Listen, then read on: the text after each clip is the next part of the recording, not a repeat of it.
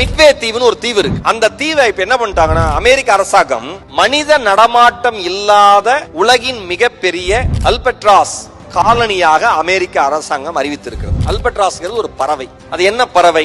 ஒரு 1500 ஏக்கர்ல 20 லட்சம் பறவைகள் அங்க வாழ்ந்துட்டு இருக்கு. அந்த பறவை என்னன்னா உலகின் மிக நீளமான சிறகுகள் கொண்ட பறவையில ஒண்ணு. அதனோட 2 சிறகையும் விரிச்சதுன்னா 11 அடி இருக்கும். ஒரு நாயினுடைய எடை அந்த பறவையினுடைய எடை சமமா இருக்கும். அவ்வளவு பெரிய எடையை வச்சுட்டு அவ்வளவு பெரிய இறகு வச்சுட்டு எப்படி பறக்க முடியும் அந்த பறவையினால? அது என்ன தெரியுமா பண்ணும்? மலை மேல ஏறி காத்து வேகமா அடிக்கிறப்ப நம்ம பிளைட் டேக் ஆஃப் ஆகுதுல்ல, ரன்வே போயிட்டு அப்படி டேக் ஆஃப் ஆகுதுல்ல, அதே மாதிரி வேக வேகமா ஓடி போய் கிளைடர் மாதிரி தன்னுடைய இறகை வச்சுக்கிட்டு அப்படியே டேக் ஆஃப் ஆகி பறந்துரும். இதுல ஒரு ஆச்சரியம் என்ன தெரியுமா?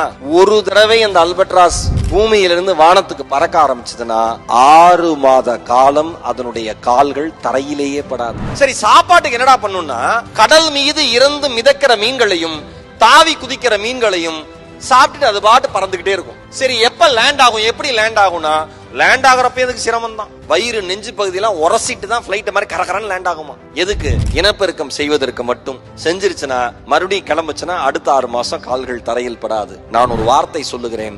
இலக்கு என்ற ஒன்றை நாம் நிர்ணயித்து விட்டால், செய்ய வேண்டும் என்ற ஒன்றை நாம் முடிவு செய்து விட்டால், எப்படி அல்பட்ராஸ் பறவையினுடைய சிறகுகள் கனமாக இருந்தாலும் உடல் எடை அதிகமாக இருந்தாலும் சாதாரண பறவை போல் அதனால் இறகை அசைத்து வானத்தில் பறக்க முடியவில்லை என்றாலும் காற்றினுடைய விசைக்கு தகுந்த மாதிரி, தன்னுடைய உடல் சூழலுக்கு தகுந்த மாதிரி, தன்னுடைய உடல் எடைக்கு தகுந்த மாதிரி மலையினுடைய உச்சிக்கு சென்று காற்றினுடைய வேகத்திற்கு தகுந்த மாதிரி ஒரு கிளைடர் மாதிரி தன்னுடைய சிறகை விரித்து இறகை விரித்து அப்படியே டேக் ஆஃப் ஆகுதோ, அதே மாதிரி பிசினஸ்ல எவ்வளவு சோகமான விஷயங்கள் உங்களை அழுத்தினாலும் அந்த அல்பட்ராஸ் பறவை என்கிற இறகையினுடைய அளவை போல, உடல் எடையை போல உங்களை நீங்கள் நினைத்த இடத்திற்கு பறக்க விடாமல் செய்தாலும் அதையெல்லாம் தாண்டி நம்பிக்கை எனும் காற்றை கொண்டு எவ்வளவு கனமான விஷயங்கள் உங்களை அழுத்தினாலும் பறப்பது மட்டும்தான் நம் குறிக்கோள் என்று எந்த பிசினஸ் பீப்புள் பறக்க துவங்குகிறீர்களோ அவர்களுக்கென்று ஒரு